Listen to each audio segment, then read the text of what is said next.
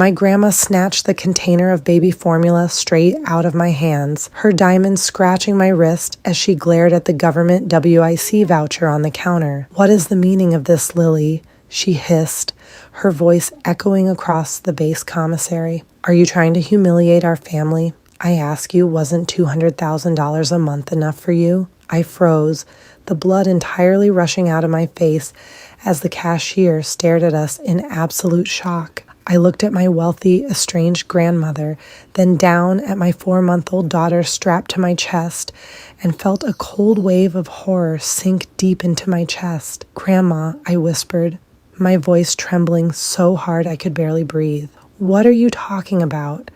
I've been living on my military salary. I have never received a single cent from you." That was the moment everything changed.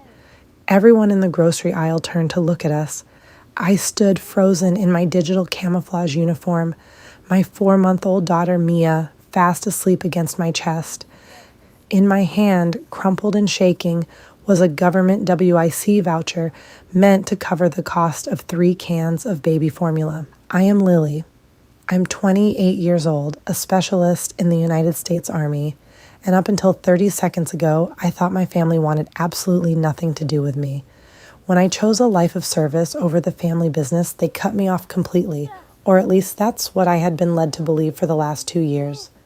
"Grandma," I whispered, my voice completely cracking as the cashier stared awkwardly at the terminal. "I don't know what you're talking about. I survive on my base pay.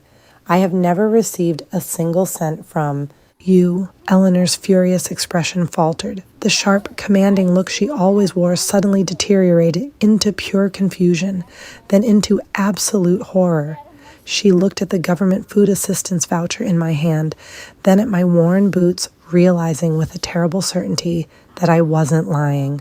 The matriarch of the wealthiest estate in the county turned completely pale right there in the grocery aisle. Before I tell you how my grandmother uncovered the dark truth behind this mystery, follow my story to the end and comment the city or military base you're watching from so I can see how far my voice has reached. To understand how my grandmother and I ended up staring at each other in total shock in a military commissary, you have to understand the path I chose. Growing up, my parents made it very clear what was expected of me. They wanted a high society daughter who would marry into another wealthy family and help manage the massive family estate. But I wanted something different. I wanted to earn my own way, to serve a purpose bigger than country club luncheons and designer clothing. When I turned 26, I did the unthinkable in my family's eyes. I enlisted in the Army. My parents were absolutely furious. They told me I was ruining the family name and essentially disowned me on the spot. For the last 2 years, the silence from them had been deafening. I adjusted to a completely different lifestyle, living in modest base housing and counting every single dollar from my military paycheck. Things became infinitely more complicated when I had my daughter, Mia. Raising a newborn alone on a lower enlisted soldier's salary is a grueling, exhausting reality. Between rent, diapers, bills, my paycheck vanished the moment it hit my bank account.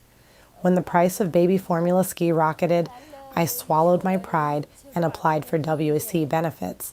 I didn't care about my family's elite reputation anymore. I only cared about keeping my baby fed. I thought I was entirely on my own, completely cut off from the millions of dollars my family controlled.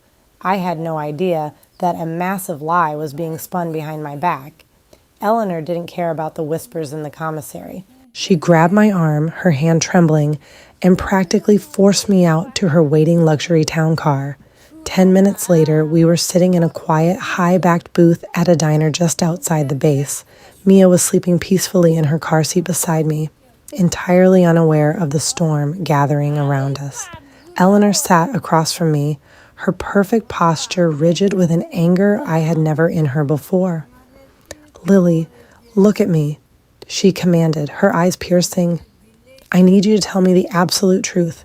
Have you really been living like this, struggling to buy groceries, relying on government assistance?" "Yes, Grandma," I said, a flush of shame heating my cheeks. "My specialist pay is barely enough to cover rent and basic necessities. I disowned the family name, remember? You all cut me off when I joined the Army." Eleanor let out a sharp, ragged breath. "We didn't cut you off. I would never let my granddaughter starve, no matter how foolish I thought your career choices were. She reached into her designer purse and pulled out her phone, logging into a secure bank portal. She spun it around to face me. Look at this. My eyes scanned the screen. It was the registry for the Family Trust Fund under my name. My heart stopped. Every single month for the past 2 years, a transfer of exactly $200,000 had been authorized and cleared.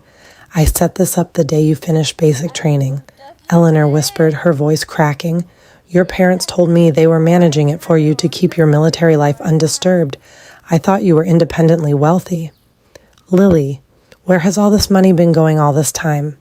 The silence between us grew heavy, punctuated only by the soft clinking of silverware from the diner's kitchen. I stared at the numbers on the screen, my mind spinning as I tried to reconcile the reality of my bank account, which currently held exactly $43, with the millions of dollars that had supposedly been transferred in my name. I have never seen this account in my life, I whispered, the harsh truth finally settling over me like a suffocating blanket. I don't have a debit card for this, and I've never signed a single transfer authorization. Grandma, if this money was leaving your estate every month, who was actually receiving it? Eleanor didn't answer right away. She tapped the screen, opening the detailed transaction history of the trust. As the records loaded, the dark truth was laid bare in black and white. The monthly $200,000 wasn't going to a military credit union. It was being routed directly into a private holding account owned by my parents, Richard and Evelyn. They told me they were protecting you, Eleanor said, her voice shaking with a dangerous, quiet rage. They claimed you wanted to prove you could survive on your own, but that they were keeping this money in a secure account for your eventual return. They even showed me signed transaction receipts, Lily, signed by you. I felt a sickening wave of betrayal wash over me. My parents had used my defiance as a perfect cover story. They had painted me as the proud, stubborn soldier who refused family help, all while forging my signature to siphon away a massive fortune.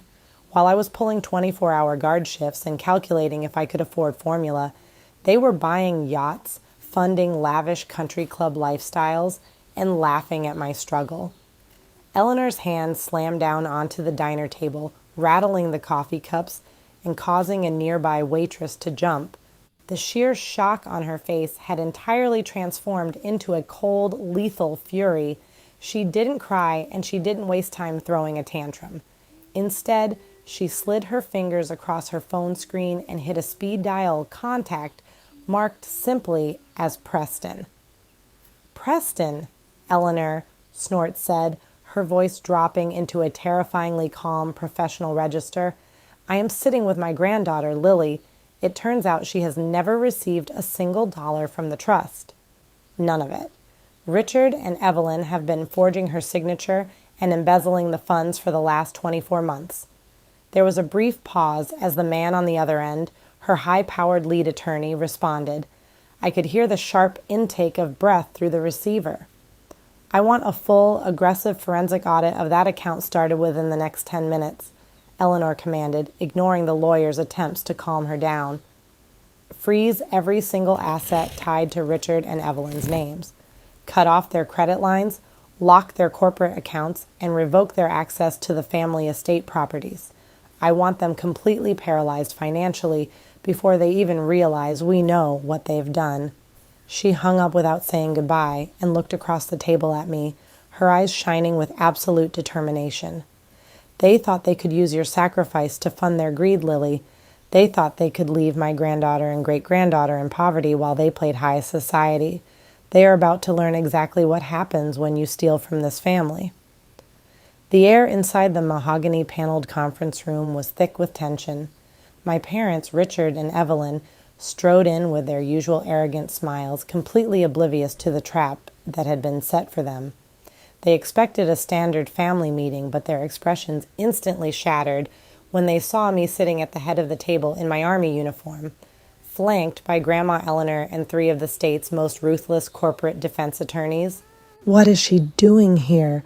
My mother sneered, pointing a manicured finger at me.